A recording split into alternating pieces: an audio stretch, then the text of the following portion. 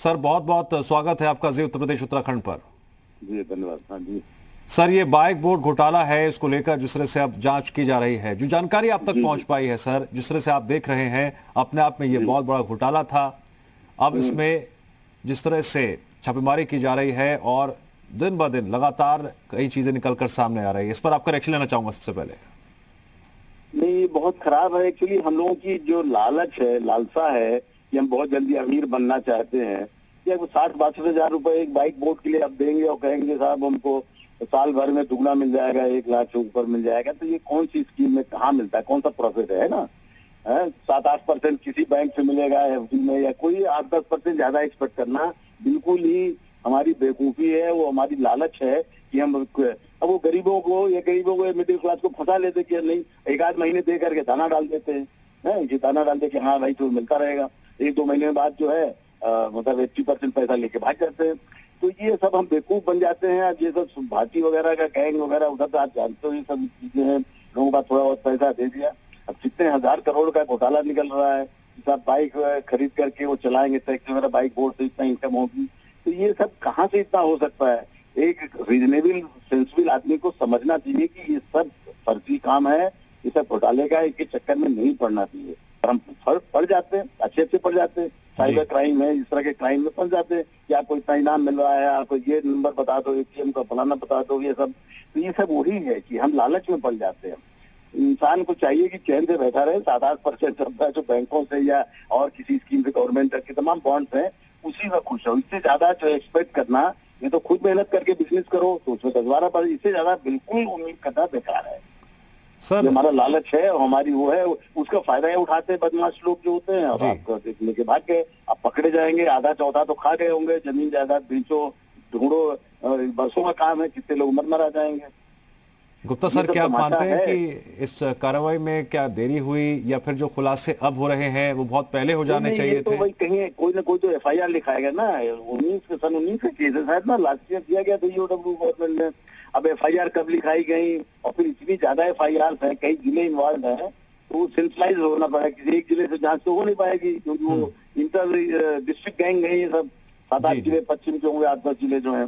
तो EOW CID वगैरह best कर सकता है, कर रहे हैं। और आप देखना 2-4-6 महीने के अंदर जितना टाइम भी लगे, मिनिमम कुछ महीने लगेगा, और निकल तो आएंगे सब लोगों के। अब वो गैंग का पैसा कहाँ किन बैंकों में पहले रखते थे, फिर निकाल ले गए होंगे, वहां थोड़ी रखा होगा, कहाँ रखे हैं, प्रॉपर्टी कहाँ खरीदी है, उस सब चीजों में थोड़ा टाइम लगेगा, डॉक्यूमेंट देखने में और करने में। इसके लिए थोड़ा आईओ होशियार और जो स्टेबिलिटी रखे, आईओ जो रखे 2-1 साल तक रखे, वही प्रोसिक्यूट भी करे। और जो थोड़ा पढ़े लिखे ज्यादा जानते हो फाइनेंशियल मैटर्स को, और लैंड रेवेन्यू रिकॉर्ड वगैरह, क्योंकि जमीनें उन्हें खूब खरीदी बताया जा रहा है ये भाटी गैंग ने। तो ये सब चीजें जानने वाले आईओ बढ़िया होना चाहिए, सुपरवाइजर अच्छे हों, पता लग सकता है। और अगर एक बार अदालतें जल्दी सजा वजा दे दे, एक्चुअली वही चक्कर है, डर नहीं रह गया किसी का क्रिमिनल जस्टिस का, ना पुलिस का डर है, ना आगे प्रोसिक्यूशन, ना सजा का। इसीलिए सब फल फूल रहे हैं। तो अगर ये सब चीजें हो जाए, जल्दी सजा मिलने लगे, जल्दी बढ़िया तफ्तीश कर ले, डॉक्यूमेंट अफसर सब तरह से हर लेवल पे है, गवाही देना पुलिस का काम, प्रोसिक्यूशन और जस्टिस डिलीवरी सिस्टम सब अच्छी तरह काम करें, तो ये काम क्राइम नहीं होगा। ये बहुत बड़ा अपराध है और करीब कम पैसे वालों को फंसाया जाता है इसमें। जी हाँ, तो it's bad thing, very bad. Gupta sir, क्या ये अपने आप में केस स्टडी नहीं है आने वाले वक्त के लिए, किस तरह से एक कंपनी खड़ी की जाती है और उसके बाद उस कंपनी के आधार पर फर्जीवाड़ा किया जाता है और लाखों रुपए, जी हाँ, हजारों नहीं बल्कि लाखों रुपए का ये पूरा जो है एक गोलधंधा निकलकर सामने आता है, फर्जीवाड़ा निकलकर सामने आता है ना, करोड़ों, कई करोड़ों का है। सही बात है, बिल्कुल। एक ये पहली कंपनी थोड़ी है ये, इस तरह के हजारों केसेस हो चुके हैं, पर लोग हम पढ़ते हैं भूल जाते हैं, मतलब उससे लेसन नहीं सीखते हैं। तमाम आप रोज अखबार पढ़ो तो रोज चिटफंड घोटाला, बाइक घोटाला, इस तरह की तमाम जो है, बाइक के नाम से या किसी नाम से कि हम यहाँ इन्वेस्ट करेंगे, यहाँ आपको इतना ब्याज मिलेगा, हम रियल एस्टेट में लगाएंगे, कोई ना कोई हर एक नया तरीका निकालता है अपनी अकल से, उसी खाते हैं ये।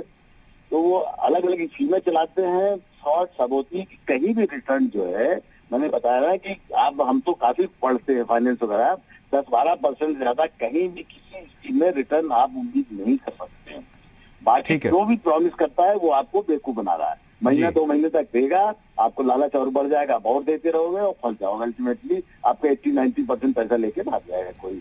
अब वो कब पकड़ा जाएगा, कब गवाही, सब सिस्टम की हमारी जो कमजोरियां है बताया ना, क्रिमिनल जस्टिस उसका फायदा उठाते, क्योंकि जानते बेल करा लेंगे, पड़े रहेंगे 20 साल, धमकाए लेंगे, ये कर लेंगे, कुछ का पैसा लौटाएंगे और छूट जाएंगे। असली बात है डर नहीं है। विदेशों में होता है कि साल 6 महीने में सजा पा जाता, लटका देते फांसी में, कुछ कर देते, तो ये सब नहीं होता। ठीक है गुप्ता जी, आपने कहा डर नहीं है, आपने कहा डर नहीं है। लखनऊ मेरे सहयोगी पवन सेंगर भी मेरे साथ इस चर्चा में मौजूद हैं। पवन आपसे सवाल पूछ जाते हैं गुप्ता जी। पवन। हाँ पूछे। देखिए गुप्ता, खासतौर से एक्स डीजीपी आपने एसटीएफ का गठन किया था, मुझे याद है, लेकिन क्या एसटीएफ या जो एलआईयू जो आपका इंटेलिजेंस है, इस तरह के मामलों का इनपुट उनको नहीं मिलता है, या वो इनपुट मिलने के बाद सीधे तौर पे कार्रवाई नहीं करते हैं? अगर इनपुट मिलता है, क्योंकि आपने खुद एसटीएफ का गठन किया था और खासतौर से इंटेलिजेंस पे आपने बहुत काम किया था अपने क्षेत्र, अपने समय में जब आप डीजीपी थे, तो क्या वो कोलैप्स इस समय हो रहा है? क्या वो नहीं पवन जी, ऐसा है, एसटीएफ जो है एक special purpose, special task force है, किसी पर्टिकुलर जॉब को दिया है, वो बाद में पिक्चर में आती है ना। कोई क्राइम हो जाता है, वो क्राइम की इंटेलिजेंस कलेक्ट करती नहीं है। इंटेलिजेंस के लिए तो वहाँ क्रिमिनल इंटेलिजेंस का सेल हर जिले में बन गया, हमारे टाइम में नहीं था। एलआईयू पॉलिटिकल साइड देखती है, राजनीतिक कार्यकर्ता। ये क्रिमिनल इंटेलिजेंस उसमें डीएसपी क्राइम या उस तरह का भी बन गया है हर जिलों में। उसका काम है इस तरह के क्राइम होने का देखते रहना, या पब्लिक बताती है या कहीं ना कहीं से उनके पास सूचना हुए, उसका काम है जिलों का है ये सब काम। डिस्ट्रिक्ट लेवल से ही ये पता लगता है। एसटीएफ तो यहाँ लखनऊ या बना दो, एक जगह बना दोगे, उससे नहीं। एसटीएफ तो बाद में टेक ओवर करती है, और एलआईयू का काम जो है पॉलिटिकल है, वो भी थोड़ा बहुत देख लेती है। दूसरी बात है, क्राइम का इंटेलिजेंस अलग है। क्रिमिनल इंटेलिजेंस के लिए डीएसपी या इंस्पेक्टर वगैरह हर जगह रखा हुआ है, वो काम है थोड़ा बहुत पूछे पाछे देखेंगे कहाँ क्राइम हो रहा है, या पब्लिक से बातचीत में पता लगे, तो ये सब होता है। देयर सो मेनी थिंग्स, तो वहां से पता लग सकता है। और पब्लिक भी बताए उसको, पब्लिक जो चीट हो जाती है वो बैठी रहती है कि अरे यार मुझे लोग बेवकूफ कहेंगे कि तुम कहाँ फंस गए, वो बताती नहीं है पब्लिक, बहुत लेट बताते हैं सब, जब पैसा लेके सब भाग हो जाते हैं। तो है अभी बहुत काम करना बाकी, सही क्या इंटेलिजेंस के केएल गुप्ता जी, आपकी बात बिल्कुल सही है, लेकिन क्या इस बात से आप इनकार करेंगे कि जो लोकल थाना होता है, जो लोकल पुलिस होती है, क्या उसके पास इस तरह की इंफॉर्मेशन नहीं पहुंचती है? क्योंकि उनका इंटेलिजेंस, उनका मुखबिर, आप गोडाउन पे छापा मार करके 178 बाइक गिरफ्तार करते हैं मुखबिरों की सूचना पे। तो जो एक कहा जाता है, पुलिस विभाग के लोग भी कहते हैं कि अगर थाना इंचार्ज अगर तेज है तो वो अपने क्षेत्र में हो रही गतिविधियों के बारे में जानता है। लिहाजा अगर जनपद में अलग अलग थाना में इस मामले को पब्लिक द्वारा उठाया गया, तो क्या अगर इंटेलिजेंस या उनके जो मुखबिर अगर वो काम करते तो ये स्थिति हो पाती? आज 3000 करोड़ तक का घोटाला ये लोग कर पाते? तो इस पे क्या किस तरह की कार्रवाई आगे होनी चाहिए और किस तरीके का हमारा सबसे बढ़िया इंटेलिजेंस ऑफिसर जो होता है थानेदार होता है, थाने के इंचार्ज, और उसके अंदर बीट वाले सिपाही भी रहते हैं, बीट का दरोगा भी रहता है। घूमते हैं गाँव में जाके देखते हैं कि कौन पैसा दे रहा है, बाइक कौन खरीदवा रहा है, पता लगाने को लगा सकते हैं। पर चूंकि वो इतने कामों में बिजी भी रहते हैं, कुछ उधर उनका रुझान है, कई फैक्टर हो जाते हैं ना, कुछ तो बिजी हो गए इधर उधर के और कामों में। आजकल कोविड साला कोरोना ही चल रहा है, और कभी जो है क्या कहते हैं और काम लग जाते हैं। तो वो असली हमारा इंटेलिजेंस अफसर सबसे बढ़िया थानेदार होता है। थाने को और उसके पास बीट के रहते हैं, उसके बाद इन्फॉर्मर भी आते हैं, चौकीदार भी आता है, जो आप कह रहे हो मुखबिर आते हैं, उन पैसा देते हैं, मुखबिर रहते हैं। गुप्ता सर, आप भी कई थानों की कार्रवाई को भली भांति जानते हैं, कितने केसेस में थाना अध्यक्ष खुद इनिशिएटिव लेकर कार्रवाई करते हैं? कई बार फोन भी आ जाते हैं, कई बार मामले पर्देदारी भी होती है, कई बार नहीं। वो तो बता दो थानेदार की अपनी, देखो अगर थानेदार बहुत एक्टिव होशियार है, मतलब वेल मीनिंग है, मतलब जनता की सेवा करना चाहता है, तो उसका अप्रोच अलग होता है। और जो जनता की, जैसे आप जानते हो कि रूटीन चलता रहे, रूटीन में उसका अप्रोच होता है कि पब्लिक आएगी बताएगी तब हम केस कायम करेंगे, इंटेलिजेंस कलेक्ट नहीं करते। तो हर वैरायटी के लोग समाज में होते हैं, थाने में भी वही होते हैं। तो अगर अच्छा थानेदार हो, वेल मीनिंग और काम करने की तरह, तो पता है काफी कुछ लग सकता है, काफी कुछ पता लगाया जा सकता है। और इंटेलिजेंस कलेक्ट के बाद उसको देखे तो चार को, फिर कंप्लेनेंट को बुला के मुकदमा लिखा ले। तो वो बात है कि तफ्तीश की झंझट में कौन पड़े, कौन करे, और अपना काम बढ़ाओ। अब आप जानते हो वीकनेसेस तो हर जगह सिस्टम में है। फिर मैंने बताया कि थानेदार हमारा सबसे बढ़िया इंटेलिजेंस कलेक्टर हो। सर, बाइक बोर्ड घोटाले के हमको- मामले में भी आपकी कई जूनियर से बातचीत हुई होगी, जानकारी मिली होगी, चर्चा हुई होगी, क्या समझ में आया सर आपको जो अब तक कार्रवाई हुई? नहीं, मैंने बताया ना कि ये इस तरह के घोटाले जो है, साइबर क्राइम या इस तरह के इकोनॉमिक ऑफेंसेस जो होते हैं, ये पब्लिक को, ये जनता की वल्नरेबिलिटी का फायदा उठाते हैं। जनता कहती है कि हमारा साल भर में दुगना हो जाएगा। आप बताओ कहाँ कोई पैसा कहाँ से दुगना हो जाएगा? आपका कोई कारू में खजाना है, कोई गोल्ड माइन सोलोमन की खोल रखते हो कि वहां से हो जाएगा दुगना? नहीं होगा ना सर, मेरा यही सवाल था। पवन भी ये पूछ रहे थे कि ये इन्फॉर्मेशन वो आपको सर चीटिंग की। हाँ sir please, sorry to interrupt you, यही सवाल पवन ही पूछ रहे थे। मैं भी जानना चाहता हूं कि जनता तक तो ये जानकारी पहुंच रही है कि पैसा डबल हो जाएगा, इस तरह से जो ये पूरा जो गोरोधंधा चलाया जाता है, फर्जी वाड़ा चलाया जाता है, लेकिन इस तरह की जानकारी पुलिस तक नहीं पहुंच पाती है, इंटेलिजेंस यूनिट तक नहीं पहुंच पाती है। नहीं, वही तो है कि वो शुरू में तो बहुत साइलेंटली ऑपरेट करते होंगे। जब जाल बड़ा हो जाता है, जब और हो जाता है, तब शायद पुलिस तक पहुंचे। पहले तो वो इंडिविजुअली वो करते हैं ना, कॉन्टेक्ट करते हैं। जैसे आपने बताया कि बाइक लेके एजेंट घूम रहे हैं, उन्होंने कहा यार तुम दे दो 60,000 रुपए, 62,000 कितना है, और तुम्हें बाइक तुम्हारी किराए पे चला देंगे, जो भी है, तुम्हें 8,000 रुपए महीना देंगे। अरे 8-9,000 रुपए कहाँ से दे दोगे 1 लाख रुपए साल भर में? ये बताइए, 5 लाख की। तो ये सब चीजें पहले थोड़ा थोड़ा होता है, जब बढ़ जाता है 10-5 और 2-3 महीने मान लो देने के बाद पैसा नहीं दिया, तब जाके कहीं शायद पुलिस को बताने कोई आए, पहुंचे। तो शुरू में तो ऐसे ही ऑपरेट कर लेते हैं लोग, और छोटा एरिया भी होता है। जब बढ़ जाता है तब शायद पुलिस की निगाह में आ सकते हैं। उस समय पुलिस का रोल है, सही कह रहे हो, कि पुलिस को भी जानना चाहिए। फिर शुरू में तो फायदा उठा ही ले जाते हैं 4-6 महीने ये लोग। और इसके बाद जब बढ़ जाता है, कहीं का लालच उनकी भी बढ़ गई, पब्लिक भी खूब जुड़ गई, तब वो छुपा नहीं रह सकता, फिर तो पता लग जाएगा जनता को। ठीक है पवन, इस तरह घपला हो रहा, 3 महीने बाद दे नहीं रहा पैसा हमको। हाँ, ये भाती जितने हैं सब, अब आप जानते हो वहाँ पश्चिम में यही सब थोड़ा बहुत पैसा बेटर ऑफ है। ईस्टर्न यूपी से थोड़ा पैसा है तो यूं लगा देते हैं कि लो भाई दुगना कर लो। चौधरी साहब गुप्ता जी, पवन आप सवाल पूछेंगे जरा, पवन आप सवाल पूछेंगे। केएल गुप्ता जी, कई सारी ऐसी इन्वेस्टिगेटिंग स्टोरी मैंने की है, खास तौर से धोखाधड़ी फ्रॉड का। वो बकायदे शहर में एक ऑफिस खोलते हैं, रजिस्टर्ड कराते हैं, थाना क्षेत्र के अंदर वो खुलेआम काम करते हैं। अभी नाका थाना क्षेत्र के अंतर्गत पिछले सालों की बात करें, उससे पहले कई सारे अविसो इस टाइप की कंपनियां आई, और 110% इसमें सूचना थाने के बीट अधिकारी को या जो चौकी इंचार्ज को उसको होता है कि इस तरह की कोई कंपनी चल रही है, इस तरह का वो काम कर रही है। वो इनिशिएटिव नहीं लेते हैं। क्या इस तरह की ट्रेनिंग प्रोग्राम, क्या इस तरह का उनके मानसिक स्तर पे या इस तरह से उनको तैयार करने का काम पुलिसिंग का नहीं है कि ये फ्रॉड? पता होगा नाका में क्या था, पर यह कि मैंने बताया कि इनिशियली तो कुछ दिन तक तो साइलेंटली काम कर लेते, इसके बाद जब एरिया उनका बढ़ जाता है ना, लालच बढ़ गई, पैसा ज्यादा वो बढ़ गया एरिया, तब जाके पुलिस को भी खबर कहीं ना कहीं कानों कान पड़ सकती है, खबर लग सकती है। पर वही थानेदार मैंने बताया ना कि वो सोचता है कि एक ये अलग हमारे कौन भला में फंसे, अपना अलग देखा जाएगा, उसके बाद और बहुत से काम रहते हैं, तो उसकी बात है, उसको प्रायोरिटी देना, उसमें सिंसियरिटी दिखाना। एक काम जो सबसे प्रमुखता से देखा गया कि इस तरह की कंपनियां जो खोली जाती हैं, बकायदे कई लेवल तक पैसा पहुंचाया जाता है। यानी जो चौकी इंचार्ज होता है, उसके बाद थानाध्यक्ष होता है, या उसके बनेंगे डायरेक्टर, रजिस्ट्रार होता है कि नहीं कंपनी का रजिस्ट्रार, पहले उसका पर्पस देखता है कि क्या है, इसके डायरेक्टर का वेरिफिकेशन। सर वो तो सब कागजों पे होता है ना सर। पैसे तो रजिस्ट्री भी पैसे से होती है, रजिस्ट्रेशन रजिस्ट्रार ऑफ कंपनी कौन सा दूध का धुला होता है, उसके दफ्तर में सब बाबू चपाती सभी रहते हैं ऊपर से नीचे तक। तो वो पहले रजिस्ट्री क्यों करते हैं इस तरह की? सर मतलब आप ये कह रहे हैं कि ऊपर से लेकर नीचे तक मिली भगत होती है, तभी ये संभव है, तभी इतनी बड़ी स्तर पर धोखाधड़ी को अंजाम दिया जा सकता है। और क्या, ये तो कौन सी बड़ी बात है, सब उसमें मिले रहते हैं, सबको बहुत लोगों को पता भी रहता है।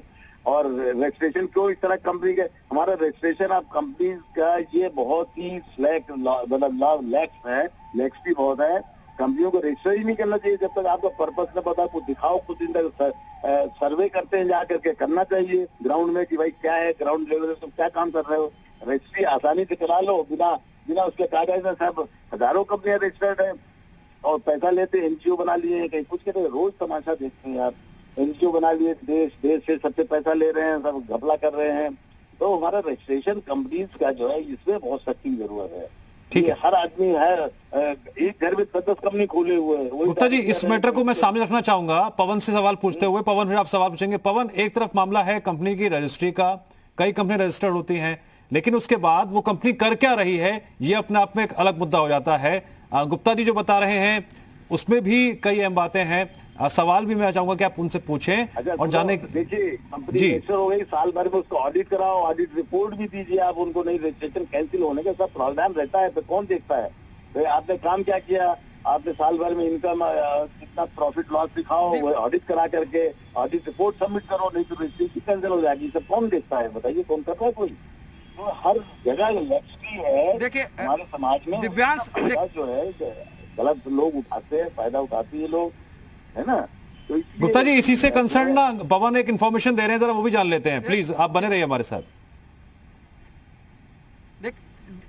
दिव्यांश, देखिए डीजीपी रहे हैं केएल गुप्ता जी, इस बात को बखूबी जानते हैं कि कैसे ऑपरेट होता है, किस लेवल पे अधिकारी इन्वॉल्व होते हैं, किस तरीके से उनके पास इनपुट आता है, किस तरीके से इसको इग्नोर किया जाता है। इस बात को उन्होंने बखूबी बताया। बिल्कुल सही बात है, क्योंकि अगर थाना अध्यक्ष, बीट इंचार्ज या उसके मुखबिर के पास अगर सूचना नहीं है कोई कंपनी काम कर रही है, ये संभव नहीं है, ये असंभव है। लिहाजा मिली भगत अधिकारियों का, चाहे वो रजिस्ट्रार लेवल पे जो बाबू काम करते हैं उनकी बात हो, चाहे पुलिस के अधिकारी हैं उनकी बात हो, लेकिन हर साल इस तरह का एक बड़ा घोटाला सामने आता है। हर साल लाखों लोग ठगे जाते हैं, हर साल गरीबों के पैसे मारे जाते हैं, हर साल उनको एक लालच दिया जाता है। तो क्या पुलिसिंग विभाग में तमाम सारी यूनिट्स हैं, जैसा कि केएल गुप्ता जी बता रहे थे, एलआईयू का काम होता है पॉलिटिकल हैपनिंग या किस तरह के गैदरिंग या किस तरह का मोटिवेशन चल रहा है उसके बारे में इनपुट्स जुटाना। क्राइम जो अपराध शाखा है उसका भी इनपुट होता है, उसके पास भी मुखबिर होते हैं। बहुत सारे मामले में आपने देखा होगा, चाहे वो सेंटर की बात करें या स्टेट लेवल की बात करें, चाहे ईडी हो चाहे ईओडब्ल्यू हो, वो स्वतः संज्ञान लेते हैं, एफआईआर दर्ज करते हैं। तो क्या इस तरह के घटनाओं को देखते हुए क्या इस तरह के विंग को तैयार नहीं किया जाना चाहिए कि अगर इस तरह के जैसे ही इनपुट्स मिलते हैं, जैसे ही थानाध्यक्ष के पास आता है, उसके खिलाफ पवन, राजनीतिक संरक्षण का कितना असर पड़ता है? अगर मैं कंपनी के संचालक संजय भाटी के संदर्भ में बात करूं तो राजनीतिक संरक्षण। बिल्कुल सही कहा आपने दिव्यांश, क्योंकि अंतोगत्वा कहीं ना कहीं से संरक्षण वो प्राप्त होता है, चाहे वो पॉलिटिकल हो या ब्यूरोक्रेसी के अधिकारियों के अंतर्गत वो काम कर रहा हो, क्योंकि बिना संरक्षण के वो इतने महीनों तक फूल फल नहीं सकता है। इसके बारे में ठीक है पवन, इसी पर मैं जल्दी से रिएक्शन ले लेता हूं। गुप्ता सर का भी, गुप्ता सर का रिएक्शन ले लेता हूं मैं जरा। सर, ये पॉलिटिकल प्रेशर ऐसा है, कोई भी बड़ा रह के तो ज्यादा दिनों तक बिना राजनीतिक संरक्षण या प्रशासनिक, चाहे डिस्ट्रिक्ट लेवल का हो, रेवेन्यू का हो, चाहे पुलिस का हो, इनका और रजिस्ट्रेशन जैसे बताया मैंने, इकोनॉमिक, तो इन सबके बिना नॉलेज और बिना प्रोटेक्शन और बिना प्रोटेक्शन मनी दिए। सर, लेकिन आपने पिछली सरकारों में भी देखा है किस तरह से कुछ ही महीनों में किसी की दौलत जो है करोड़ों में हो जाती है। सर सुनो, ये थाना पुलिस और ये सब तो बाद में आते हैं, क्राइम होने बाद। पब्लिक क्या है भाई, शुरुआत तो पब्लिक से होती है। पब्लिक क्यों इतना जल्दी बेवकूफ बनती है? पढ़ने लिखने के बाद भी है इस तरह की हमें दुगना हो जाएगा पैसा, ये क्यों देने तैयार हो जाती है? और जानती जिसका कुछ नहीं होगा, ज्यादा बोलोगे तो मारे भी जा सकते हो, गुंडे एलिमेंट है, सब बातें हैं। तो ये पब्लिक क्यों बेवकूफ बनती है? क्या पब्लिक की कोई जिम्मेदारी अपनी तरफ से नहीं है? सब ठीक है सर। ये तो क्राइम में तो पुलिस वाला तो बाद में आता है ना, तो पहले काम हम ही क्यों बेवकूफ? जैसे बताया कि कौन सा दुगना कर दोगे साल भर में पैसा है? ऐसा कौन सी स्कीम है, कहाँ से साला खजाना मिल जाएगा सोने का? ठीक है, पता है ना। केएल गुप्ता जी, मतलब जी सर, होशियार हो जाए, पढ़े यार, पढ़ते लिखते हैं। जी सर, बिल्कुल सर। सर जी, उत्तर प्रदेश उत्तराखंड से बातचीत करने के लिए आपका बहुत बहुत शुक्रिया। पवन, बस 2 लाइन में रिएक्शन लेना आपसे चाहूंगा संक्षेप में, इस जो अपना चर्चा हमने की इस बारे में। देखिए, केएल गुप्ता साहब ने बहुत अच्छी बात कही, क्यों बेवकूफ बनते हैं। एक तरफ वो ये भी कह रहे थे कि गरीबों को बेवकूफ बनाया जाता है, यानी जो पढ़े लिखे नहीं होते हैं उनको ये बताया जाता है कि आपका पैसा डबल हो जाएगा, आप इस स्कीम में लगाए तो आपको फायदा होगा। मतलब साफ है कि जो लैप्सेस हैं वो अधिकारियों के हैं, वो जो संरक्षण है वो पॉलिटिकल या ब्यूरोक्रेसी के हैं, और जो लालच दे करके जिनके साथ धोखा किया जाता है वो गरीब लोग होते हैं। लिहाजा इसमें अगर पुलिस प्रशासन की तरफ से अलग से कोई यूनिट तैयार नहीं की जाएगी, खासतौर से इस तरह के इनपुट्स के, तो इस तरह के घोटाले होते रहेंगे।